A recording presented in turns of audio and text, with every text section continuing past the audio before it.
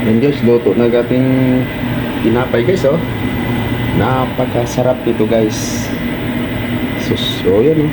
Tamang tama yung puwit niya, di nasunog. Oh. Ito talaga ang napakasarap nating tawag tinapay natin. So, tama lang, hindi masyado. Ito yung tawag nito, napakasarap, oh.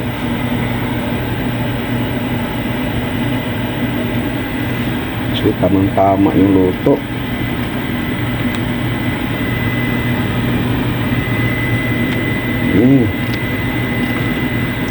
Yummy.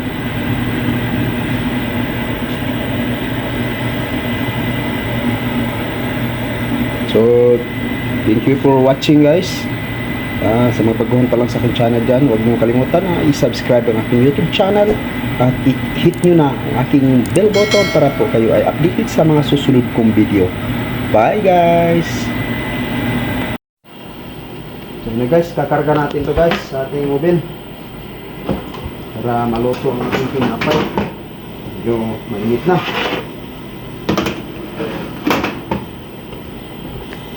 So may pizza din tayo. Tingnan natin. Hintayin na lang natin ang mga 15 minutes. So abangan lang guys. Hello guys, yan na guys ang aking tinapay na ginagawa guys. So hindi ko na napakita kung paano gawin yung dough niya. Pero napakadali lang yan. So ito po guys, lutuin ko yan guys. Dito lang sa bahay to guys, homemade to guys. So napakadali lang itong gawin. So bago natin gawin yan, painitin muna natin ang ating oven hanggang 350. Yan, sa 170 na siya ngayon ang heating niya. So itong oven natin sa loob ng bahay. So abangan to guys. Pag naluto na to guys, napakasarap nito guys kasi homemade. Ang ating dough nito ay nilagyan natin ng 2 itlog. At meron tayong skim milk. At baking. Tsaka siyempre yes, para tumubo yung ano natin. Tsaka asin. Tsaka meron din tayong margarine na yellow na margarine. Meron tayong white. Pinahalo lang natin para ang sarap niya ay mainam-nam. At saka meron vanilla to guys. Napakasarap. So abangan to. Malapit na to maluto guys. Kakarga ko ngayon. Pagkatapos umabot to ng 350 kasi nasa ano pa tayo 195 ang heating niya. So let's go guys. Abangan natin.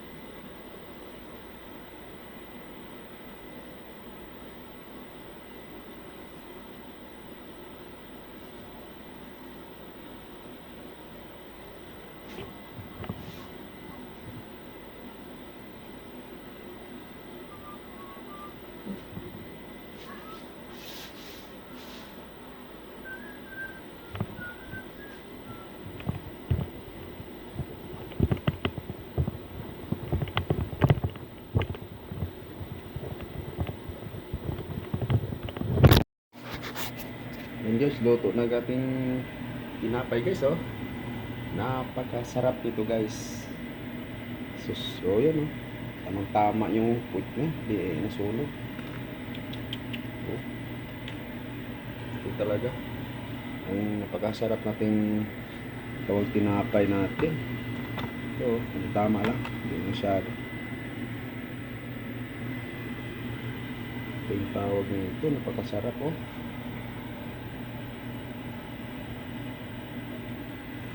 So, tamang-tama yung luto.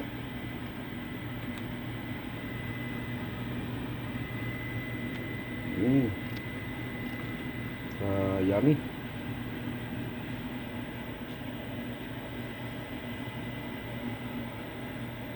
So, thank you for watching guys. Sa mga baguhan pa lang sa aking channel dyan, huwag nyo kalimutan na i-subscribe ang aking YouTube channel at i-hit nyo na ang aking bell button para po kayo ay updated sa mga susunod kong video. Bye guys!